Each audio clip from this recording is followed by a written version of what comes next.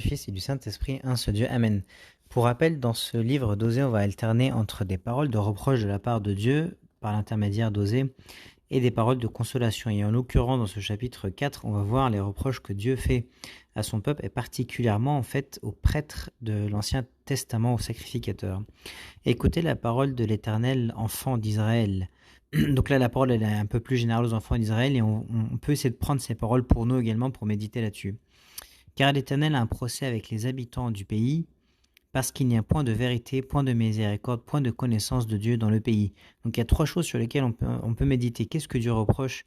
Ici, il nous fait un procès, il nous dit d'écouter la parole, il nous fait un procès. Il y a point de vérité, point de miséricorde, point de connaissance de Dieu. Point de vérité ou point d'honnêteté, en fait. Et on peut essayer de réfléchir à ça, parce qu'effectivement, il faut essayer d'être honnête dans notre relation avec Dieu, honnête dans notre lecture en fait de la parole de Dieu, ou dans nos relations au travail, ou avec nos familles, ou dans la société, évidemment d'une manière plus générale. Est-ce qu'on est honnête envers nous-mêmes vis-à-vis des exercices spirituels qu'on a, ou de nos lectures?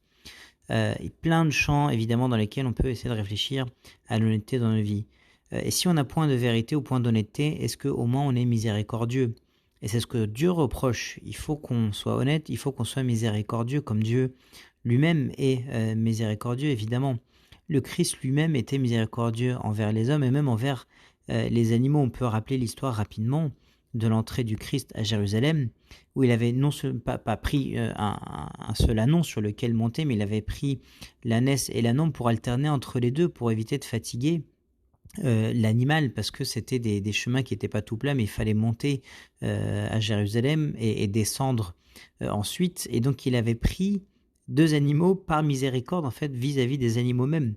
Donc il faut qu'on soit miséricordieux à l'image du Christ, évidemment, qui était miséricordieux à la fois avec les hommes et même avec les animaux. Et qu'est-ce qui nous reproche également? Il n'y a point de connaissance de Dieu dans le pays. La connaissance de Dieu, alors en fait, comment on fait pour avoir cette connaissance de Dieu? Eh bien, il faut parler à Dieu et l'écouter. C'est comme ça qu'on connaît quelqu'un, en lui parlant et en l'écoutant, en lui parlant par la prière et en l'écoutant en lisant la Bible. Voilà comment on fait pour avoir une connaissance de Dieu. Donc, essayons de méditer sur ces trois points-là. Est-ce que on a une vérité ou une honnêteté? Est-ce qu'on est miséricordieux comme le Christ l'est? Et est-ce qu'on a une connaissance de Dieu par la prière et la lecture de la Bible? Il n'y a que parjure et mensonge, et donc à l'inverse, si on n'a pas ces choses-là, il n'y a pas d'entre-deux. On est soit avec Dieu, soit contre Dieu. Donc si on n'est pas honnête ou miséricordieux aux connaissances de Dieu, forcément, on va être avec des parjures, mensonges, assassinats, vols et adultères. On use de violence, on commet meurtre sur meurtre. On est dans un état de péché, en fait, tout simplement, qui sont symbolisés, en fait, par ce verset 2 là, et ce que faisait en fait là littéralement pour le coup le peuple d'Israël, avec ce qu'on lit ici au verset 2. C'est pourquoi le pays sera dans le deuil, tous ceux qui l'habitent seront languissants, et avec eux les bêtes des champs et les oiseaux du ciel, même les poissons de la mer disparaîtront. Et donc là c'est un peu la sentence, effectivement. C'est la mort si on reste entêté dans le péché. Et il y a des choses symboliques qu'on peut prendre. Donc on sera endeuillé, tous ceux qui l'habitent seront languissants, le pays, et avec eux les bêtes des champs et les oiseaux du ciel et les poissons de la mer. Et ça représente quoi? Les bêtes des champs, ça représente tes œuvres humaines. Les oiseaux du ciel, c'est dans le ciel par définition, donc ça représente en fait ton esprit, en fait, hein, qui est élevé normalement, qui est tourné vers le ciel. Et même les poissons de la mer, ce qui est caché dans la mer, en fait, ça représente tes sentiments qui sont à l'intérieur de toi. Donc les bêtes des champs, ou tes œuvres humaines ou matérielles, les oiseaux du ciel, ta pensée, est-ce que tu penses à Dieu ou est-ce que tu penses à l'argent à longueur de journée? Et tes sentiments et tes émotions à l'intérieur de toi, est-ce qu'ils sont contrôlés? Est-ce qu'ils sont avec le Christ ou pas, en fait? On peut essayer de méditer là-dessus. Mais que nul ne conteste, que nul ne se livre aux reproches, car ton peuple est comme ceux qui disputent avec les sacrificateurs. Que nul ne conteste. En fait, il y a deux choses à dire là-dessus. Est-ce qu'on se fait des reproches à nous-mêmes pour essayer de s'améliorer? Et une fois que ça c'est fait, est-ce que on reproche aux autres, en fait, avec un esprit d'amour, évidemment, pour reprendre nos amis? Ou est-ce qu'on a peur d'être rabat-joie? et on fait dans ce cas-là aucun reproche à nos amis.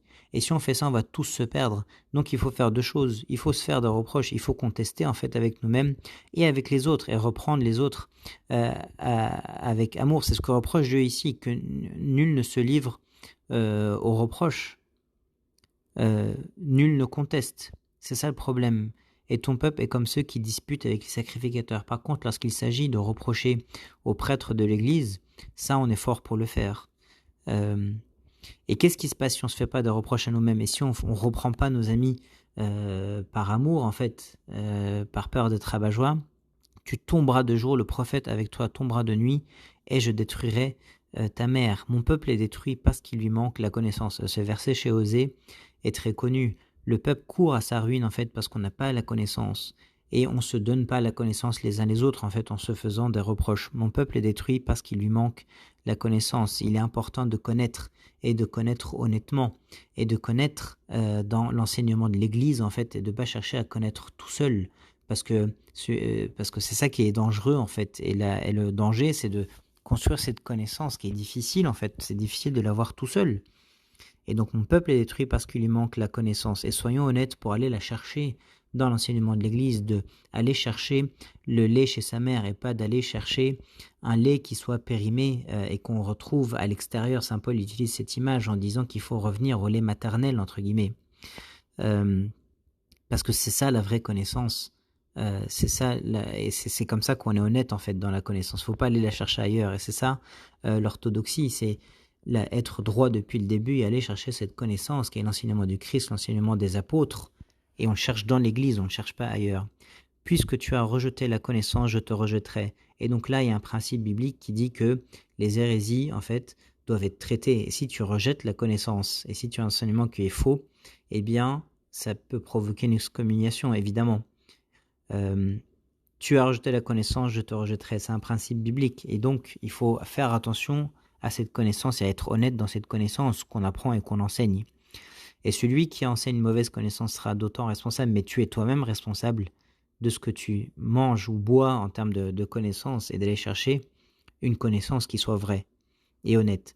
Et tu seras dépouillé de mon sacerdoce. Donc effectivement, Arius, par exemple, a été excommunié au IVe siècle parce que son enseignement sur la nature du Christ était mauvaise. Et tu seras dépouillé de mon sacerdoce. Il est absolument possible, évidemment, que ça se reproduise si une connaissance mauvaise est enseignée, une connaissance pas vraie ou malhonnête. Puisque tu as oublié la loi de ton Dieu, j'oublierai aussi tes enfants. Donc ça aussi, c'est un principe qu'on peut prendre littéralement. Si tu espères en fait que Dieu protège tes enfants, évidemment, reste attaché à la parole de Dieu et Dieu te protégera. Plus ils se sont multipliés, plus ils ont péché contre moi, je changerai leur gloire en ignominie. Effectivement, la promesse de Dieu vis-à-vis d'Abraham, Isaac et Jacob, c'était de multiplier le peuple. Et à l'époque de Moïse, ils étaient en Égypte, ils étaient déjà très nombreux et multipliés. Mais et puisqu'ils ont péché contre Dieu, en fait, toute cette gloire, en fait, ou cette multitude sera changée en ignominie. Ils se repaissent des péchés de mon peuple, ils sont avides de ses iniquités. Là, le reproche, il est fait pour les prêtres de l'Ancien Testament, qui, vous savez, mangeaient une partie, en fait, du sacrifice qui était fait.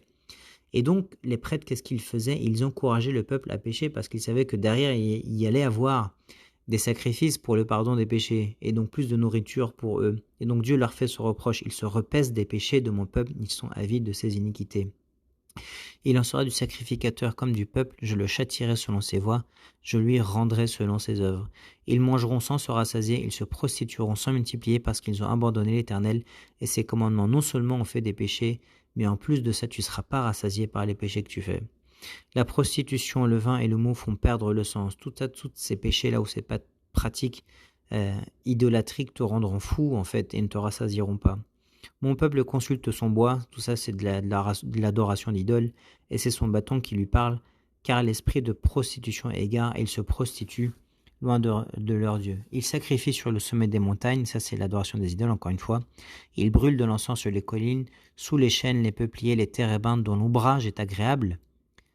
Normalement, quand tu es en haut de la montagne, tu peux avoir deux réactions. Soit tu contemples la gloire de Dieu quand tu regardes la belle nature, soit tu désires posséder la terre. Et c'est un comportement à l'autre extrême. C'est comme le Christ qui est avec Satan au haut de la montagne. Le Christ qui évidemment est pur, sans péché, et Satan qui lui dit qu'il lui donnera cette terre-là s'il se prosterne devant lui. Donc, il y en a un qui va désirer cette terre-là et la posséder, et un autre qui va y voir plutôt la gloire de Dieu, la contempler. C'est pourquoi vos filles se prostituent et vos belles filles sont adultères. Je ne punirai pas vos filles parce qu'elles se prostituent, ni vos belles filles parce qu'elles sont adultères, car eux-mêmes vont à l'écart avec des prostituées et sacrifient avec des femmes débauchées. Le peuple insensé court à sa perte. Et là, effectivement, c'est la conséquence du péché. Si tu fais un péché ou une immoralité, tu auras les conséquences ou les maladies qui vont avec, en fait, tout simplement. C'est le sens de ce verset 14 quand Dieu nous dit « Je ne punirai pas vos filles parce qu'elles seront déjà punies par les conséquences du péché. » Le peuple insensé court à sa perte, le peuple devient fou par ses péchés, par son entêtement dans le péché, et il court à sa perte. Si tu te livres à la prostitution au Israël, que Juda ne se rende pas coupable.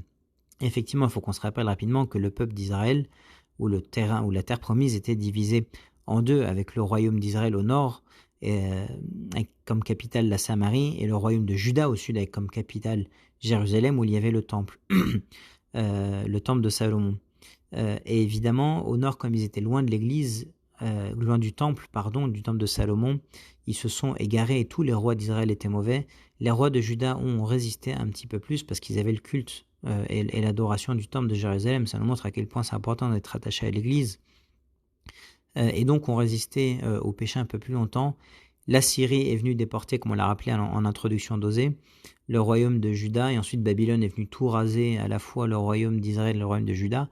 Mais au début, Juda était préservé. C'est pour ça que le Christ ici, Dieu dit ici que Juda ne se rende pas coupable. On est à l'époque d'Osée, c'est en moins 750 avant Jésus-Christ environ, c'est avant la déportation de la Syrie, la première. À cette époque-là, Juda était encore un peu préservé.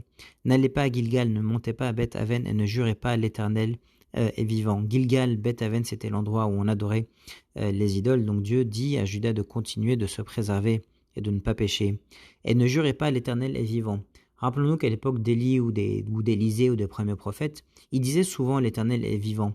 Mais donc ils prononçaient le nom de Dieu en se disant, mais en reconnaissant vraiment l'existence de Dieu, ou quand il le disait, il ne le disait pas de façon vaine en fait, ou il ne jurait pas de façon vaine, mais il disait l'Éternel est là, faites attention, il existe, donc ne péchez pas, l'Éternel est vivant, et ensuite ils avaient une prophétie où il disait quelque chose derrière. Là, ce qui se passe, c'est que les gens jurent, ou ils disent ça avec moquerie, ou sans se rendre compte que Dieu est là réellement, et prononcer la parole de Dieu de façon vaine. Donc là, Dieu leur reproche, leur dit ne jurez pas, en disant l'Éternel est vivant. Parce qu'Israël se révolte comme une génisse indomptable, celui qui est pécheur, il est comme ça, et qui reste têtu dans son péché, il est indomptable. Maintenant, l'Éternel le fera paître comme un agneau dans de vastes plaines. Et ça, c'est une prophétie précise, parce qu'il y a écrit l'Éternel le fera paître comme un agneau. Donc, il sera berger, et ce berger sera comment? Il sera comme un agneau. Comment le berger peut être comme un agneau? Il peut être à la fois berger et à la fois agneau. Évidemment, ça fait référence au Christ, et maintenant ça fait référence, vous savez, quand on lit ce jour-là, les termes ce jour-là ou maintenant dans l'Ancien Testament, c'est des prophéties sur le Nouveau Testament. Et donc le berger qui sera comme un agneau, l'Éternel le fera paraître comme un agneau dans de vastes plaines. On est dans de vastes plaines, c'est les temps du Nouveau Testament où on n'est plus piégé ou emprisonné par les lois de l'Ancien Testament. On est dans l'ère de la grâce. Et ce que j'ai oublié de dire en introduction du chapitre pardon, c'est que le Christ rejette effectivement le sacerdoce de l'Ancien Testament depuis que lui est venu en tant que grand prêtre en fait du Nouveau Testament et en tant que sacrifice véritable sur la croix. Depuis qu'il a fait ce sacrifice véritable une fois pour toutes pour le pardon des péchés du monde, il n'y a plus besoin évidemment de faire des sacrifices d'animaux. Et donc ce sacerdoce de l'Ancien Testament qui est basé sur ces sacrifices de l'Ancien Testament n'a plus lieu d'être. Donc si on s'entête là-dedans, c'est un sacerdoce qui est rejeté par le Christ. Et c'est pour ça que dans le Nouveau Testament et au début du christianisme, évidemment, il y avait plein de prêtres de l'Ancien Testament, de sacrificateurs qui se convertissaient et qui arrêtaient en fait de faire ces pratiques ou ce culte de sacrifice d'animal dans l'Ancien Testament. Éphraïm est attaché aux idoles, laisse-le. Pour rappel, Éphraïm, c'est le fils de Joseph, a été la tribu qui a été bénie par par Jacob et plus que Manassé. Éphraïm et Manassé sont les deux fils de Joseph et ils ont été bénis, mais Éphraïm a reçu la bénédiction plus que Manassé, donc c'était la plus grande tribu. Éphraïm en nombre et en bénédiction. Et ce qu'aurait dû faire Éphraïm, c'est de remercier Dieu pour toutes ses bénédictions. Mais non, il s'est attaché aux idoles ou à sa gloire qu'il avait ou à son argent ou à ses bénédictions. Et plutôt que de remercier Dieu, il s'est concentré là-dessus. Il reste entêté dans son péché. Dieu fait le reproche. Et du coup, si tu abandonnes Dieu, évidemment, restant attaché à ces péchés-là, eh bien Dieu abandonne. C'est pour ça qu'il dit laisse-le. Mais c'est après avoir évidemment essayé maintes fois de le faire revenir. À peine ont-ils cessé de boire qu'ils se livrent à la prostitution. Leurs chefs sont avides d'ignominie. Donc on va chercher le péché, on en est fier en plus de ça. Le vent les enveloppa de ses ailes. Du coup, la destinée en fait, ou le chemin de rester entêté dans le péché, c'est la mort. Et ils auront honte de leurs sacrifices qui ne seront pas acceptés par Dieu, évidemment. Et gloire à Dieu éternellement. Amen.